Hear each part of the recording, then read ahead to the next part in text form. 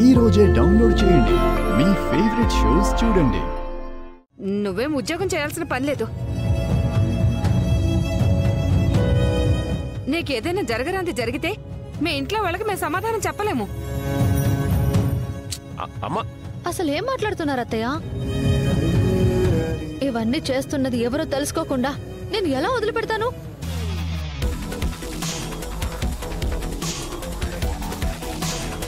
శౌర్య సార్ని ప్రాణాలతో లేకుండా చేయాలనుకున్నారు. నా ఉద్యోగంలో నాకంటే ముందొచ్చిన వాడిని చంపేశారు.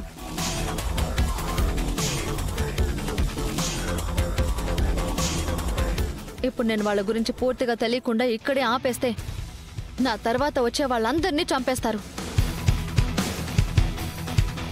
చీకట్లో దాక్కుని పిరికి పందల్లా అమాయకులని భయపెడుతున్న వాళ్ళని నలుగురిలోకి లాగి చట్టానికి పట్టించకుండా ఉద్యోగం మానేస్తానా? నెవర్. ఇది మరీ బాగుంది. నువ్వు గుడి తలుపులు తెరవాలని చూసావని వాడు శౌర్యం చంపాలని చూశాడు. ఇప్పుడు అది కుదరకపోయేసరికి నిన్ను చంపాలని చూశాడు. నీకు అర్థమవుతుందా? నీ వల్ల ఇప్పుడు వాడు మమ్మల్ని చంపాలని చూస్తే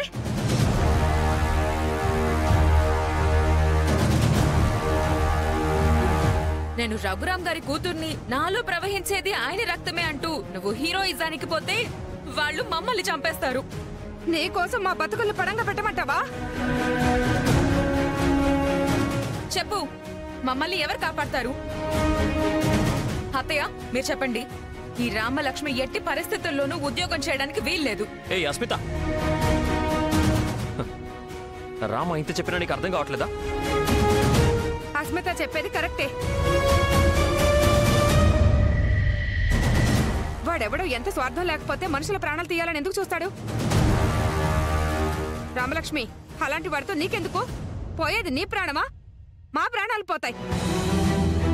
కాబట్టి నువ్వు ఉద్యోగం చేయడానికి వీల్లేదు. లేదత్తయ్య, ఏ సమస్య ఉండదు. నన్ను నమ్మండి. దయచేసి నా ప్రయత్నానికి అడ్డు రాకండి అత్తయ్య. ఏమోనమ్మా, నీకెంత చెప్పినా అర్థం కావట్లేదు.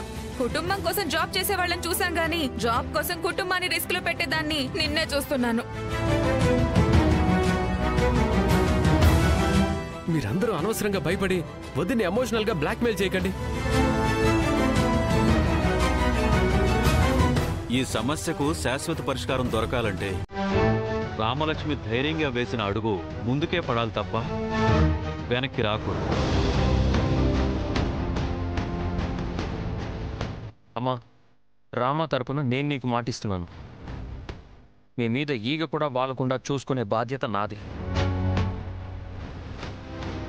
అది మా ఊరు, అది మా నాన్న ఉన్న ఊరు.